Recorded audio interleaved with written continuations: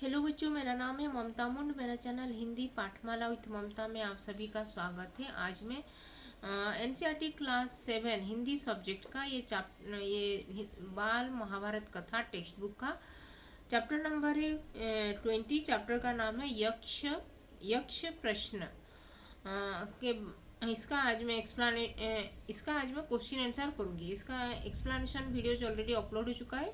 पहले जाके explanation videos देख लेना, फिर उसके बाद ये जो क्वेश्चन आंसर वीडियो को देखना। अगर फर्स्ट टाइम इस चैनल में आए हो तो हिंदी पाठमाला विद ममता चैनल को सब्सक्राइब कर देना और इस वीडियो को भी लाइक और शेयर कर देना। ये जो बाल महाभारत कथा सीरीज चल रहा है, यहाँ पे सभी चैप्टर 1 टू चैप्टर 19 तक का वीडियोज एक्सप्लेनेशन उसका question answer videos already upload हो चुका है एनसीईआरटी क्लास 7 बाल महाभारत कथा प्लेलिस्ट में। पहले जाके वो स्टार्टिंग से वीडियोस देख लेना, क्योंकि एक एक चैप्टर में सभी कैरेक्टर का एक एक चैप्टर में एक एक कैरेक्टर के बारे में वर्णित किया गया है, उसका महाभारत में क्या रोल प्ले किया है। तो एक अगर कैरेक्टर के बारे में नहीं जानोगे तो आगे चल के जो महाभारत कथा की स्टोरी में उसका क्या रोल है, उसका ये कौन सा पात्र है, उसके बारे में समझने में प्रॉब्लम होगा। इसीलिए मैं स्टार्टिंग से वीडियोस देखने के लिए परामर्श दे रही हूँ। तो चलो स्टार्ट करते हैं। यक्ष प्रश्न। यक्ष मतलब जो मायावी सरोवर में जो चार भाई गए थे और वहाँ पे वो लोग मूर्छित हो गए थे पानी पी के, और फिर वहाँ पे युधिष्ठिर फिर बाद में आए और यक्ष उनको देख के प्रश्न जो पूछा था, फिर प्रश्न में जो क्या क्या पूछा था उसके बारे में ये स्टोरी है। इसका आज में हम उसका क्वेश्चन आंसर करेंगे। उसका एक्सप्लेनेशन वीडियोज में वो ऑलरेडी मैं उसके बारे में बोल चुकी हूँ। तो क्वेश्चन दिया गया है, यक्ष की बात मानकर युधिष्ठिर ने क्या कहा। यक्ष का जो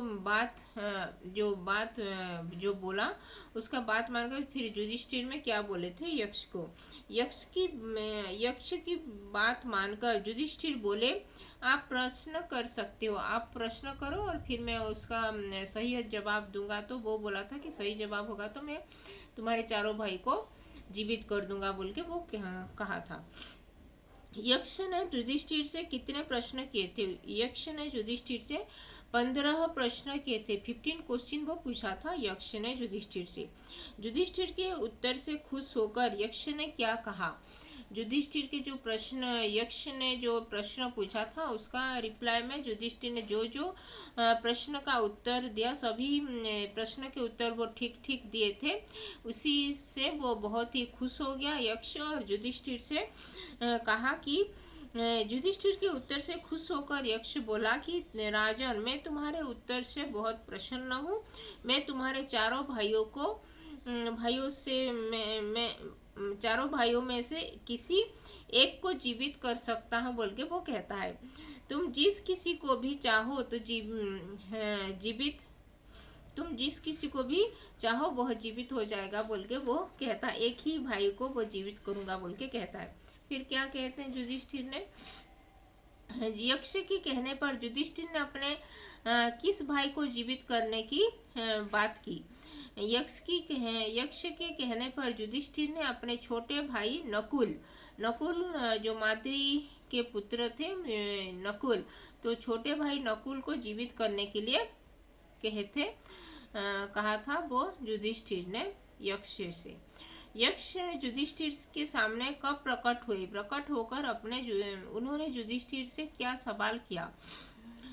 जब युधिष्ठिर ने अपने चारों भाइयों से नकुल को जीवित करने के लिए कहा, तब यक्ष ने उनके सामने प्रकट होकर पूछा, युधिष्ठिर, 10,000 हाथियों के बल वाले भीमसेन को छोड़कर तुमने नकुल को जीवित करवाना ही ठीक क्यों समझा बोल के वो क्वेश्चन किया था यक्ष ने। युधिष्ठिर इतना बलशाली है, 10,000 हाथियों का बल उनके पास है, और धनुर्धारी विश्व के सर्वश्रेष्ठ धनुर्धारी अर्जुन को छोड़ के, अपने सगे भाई को छोड़ के वो माद्री के पुत्र जो नकुल को ही क्यों चुना वो जीवित करने के लिए, वो यक्ष ने युधिष्ठिर से पूछा था। तो वनवास के दिनों में अर्जुन, भीम तथा युधिष्ठिर ने क्या प्राप्त किए। अर्जुन ने इंद्रदेव से दिव्यास्त्र प्राप्त किए थे। भीम ने हनुमान से गले मिलकर 10 गुना अधिक शक्तिशाली बल मिला था उनको। तथा युधिष्ठिर ने मायावी सरोवर के पास धर्मदेव के दर्शन प्राप्त किए थे। धर्मदेव वो यक्ष ही धर्मदेव था जो युधिष्ठिर के पिता थे। पांडवों ने 13 वर्ष किस नगर में बिताया? पांडव ने 13 वर्ष विराट नगर में, जो अज्ञातवास वो लोग अज्ञातवास में जो छुपकर वो रह रहे थे, वो विराट नगर में वो लोग अपना 13 वर्ष अज्ञातवास विराट नगर में व्यतीत किए थे। पांडव किस राजा के यहाँ छिपकर रहने लगे थे? पांडव ने मत्स्य देश के राजा विराट के यहाँ छिपकर रहने लगे थे। फिर क्वेश्चन आंसर है युधिष्ठिर, लॉन्ग क्वेश्चन है। युधिष्ठिर को अपने मृत पड़े भाइयों को देखकर किस चीज का भय हुआ? युधिष्ठिर ने अपने चारों भाइयों को मृत मतलब वो जो मूर्छित होकर पड़ा हुआ देखा तो उनकी आंखों से आंसू बहने लगे। उन्हें लगा कि यह किसी का मायाजाल है। वहां पर किसी शत्रु के पांव के निशान भी नजर नहीं आ रहे थे। उन्हें लगा कि यह भी शायद ये दुर्योधन का ही षड्यंत्र है। तो यह संभव भी पानी में कुछ विष मिला गया था, इसीलिए वो पानी पीकर जहर वाला पानी पीकर वो मूर्छित की ये मृत्यु उनको हुआ है बोल के वो सोचने लगे थे। युधिष्ठिर ने यक्ष से नकुल को ही जीवित करने के लिए क्यों कहा था? युधिष्ठिर ने बताया, यक्षराज, मैंने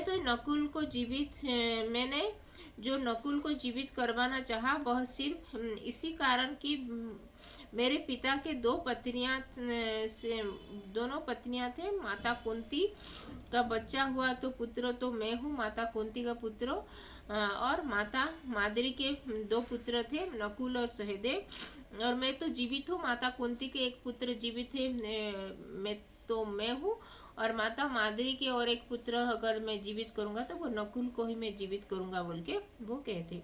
किंतु माता माद्री का भी एक पुत्र जीवित हो उठे जिससे हिसाब बराबर हो जाए। माता कुंती का एक पुत्र मैं जीवित हूँ और माता माद्री का पुत्र एक जीवित होगा जो नकुल होगा, इसीलिए मैं, अतः आप कृपा करके नकुल को जीवित कर दे बोल के वो कहा था वो। यक्ष ने युधिष्ठिर से खुश होकर क्या वरदान दिया? यक्ष ने सबसे पहले चारों भाइयों को जीवित कर दिया। फिर उन्होंने अपने छाती से लगाते हुए आशीर्वाद दिया। जो धर्मदेव ही यक्ष थे, तो धर्मदेव अपना परिचय देकर वो युधिष्ठिर को छाती में लगा लिए और उनको आशीर्वाद दिए। 12 बरस के वनवास की अवधि पूरी होने में अब थोड़े दिन बाकी रह गए हैं। तुम्हें 1 बरस का अज्ञातवास पूरा करना है, वह भी सफलता से पूरा हो जाएगा। तुम अपनी प्रतिज्ञा सफलता के साथ पूरे करोगे बोल के वो आशीर्वाद दिए थे। कौन? यक्ष जो धर्मदेव थे, युधिष्ठिर को ये आशीर्वाद दिए थे। तो ये था यक्ष प्रश्न का क्वेश्चन आंसर, जो चैप्टर नंबर 20। तो आज हम एनसीईआरटी क्लास 7 हिंदी सब्जेक्ट का बाल महाभारत कथा टेक्स्ट बुक का चैप्टर नंबर 20 यक्ष प्रश्न का ये क्वेश्चन आंसर किए। इसमें अगर कुछ डाउट है तो कमेंट में लिख सकते हो, और अभी तक चैनल को सब्सक्राइब नहीं किया तो हिंदी पाठमाला विथ ममता चैनल को सब्सक्राइब कर देना। तो धन्यवाद, थैंक यू।